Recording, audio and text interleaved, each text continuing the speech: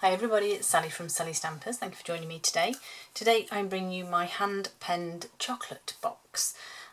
So yeah, I've used the hand-penned stamp to decorate it and decorate the sentiment there. As you can see, we have a lovely little vellum sleeve, and then it just opens up to reveal two of those lovely cube Ritter Sport chocolates that I got off Amazon. They're lovely. They have different languages in them, on them even, all of which I believe say thank you. And then yeah, this just slides back on, and it just creates a cute little gift. I've gone with congratulations, but you can choose pretty much any sentiment that's going to fit in your die cut or punched labels. So let's make it. So I've gone with Daffodil Delight on this occasion. And obviously the first thing I want to do is do my stamping. So I have just sort of gone with the basic flowers and leaves really on this. So I'm going to pick that small flower just there and my Daffodil Delight. And you know, I'm just pretty much going to be sparse with them. I don't want loads. And I appreciate I'm doing a kind of pattern here, but obviously once your box is built up, you won't actually see many of them anyway. So take that off there, and that can go away, and then we can do our scoring. So your piece of cardstock is 8 by 4.5 or 20.5 by 11 centimetres. And on the short side, we're going to score at 1/2 inch, keeping it straight, 1/2 inch, 1 1/4,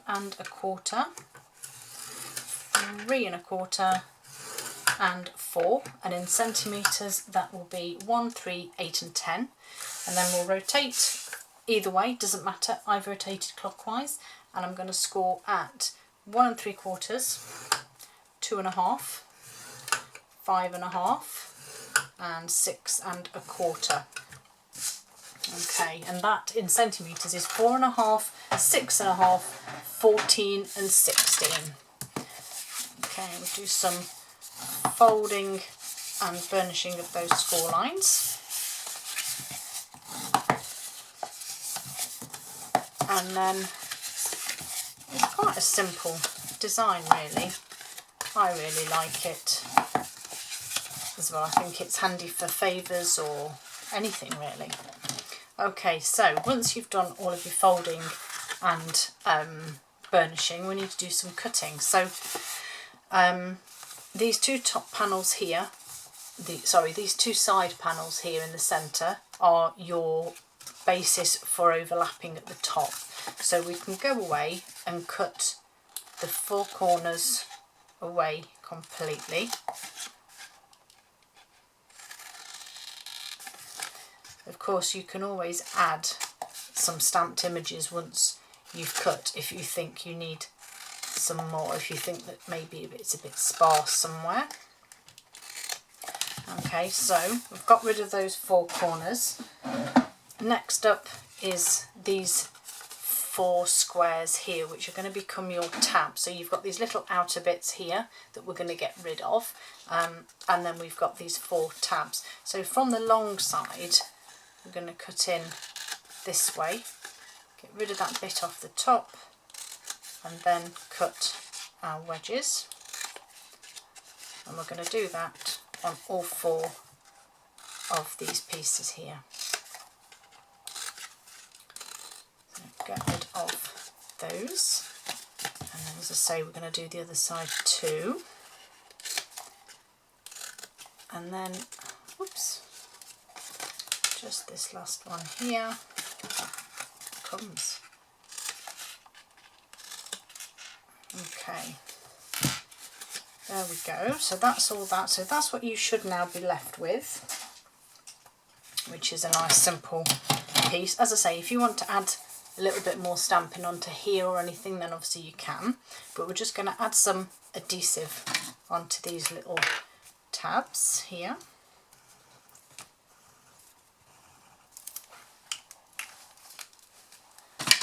And then we're just going to fold those up.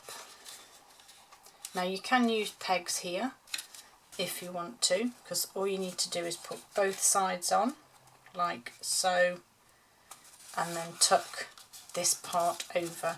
Just make sure that your edges stay as they should.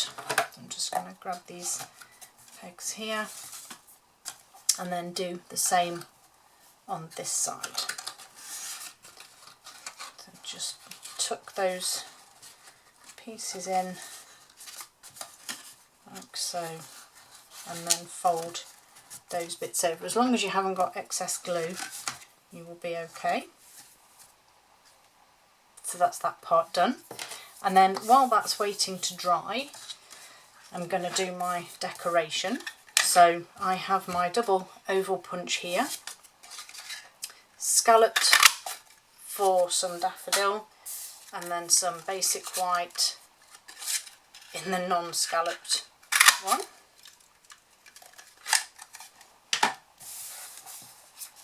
And then I can just do some stamping on here. So back in with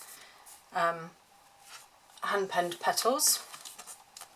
So I'm going to go back with congratulations because I do quite like that. And I'm going to stamp my sentiment in Daffodil Delight. And then my flowers, I thought I'd go with some So Saffron and then mint. What do you think? We'll see how this looks. So I wanted the double flower image there. May as well put that one away. And that sort of arc of flowers, which I appreciate goes with this little stamp here, but I'm quite happy to use that one.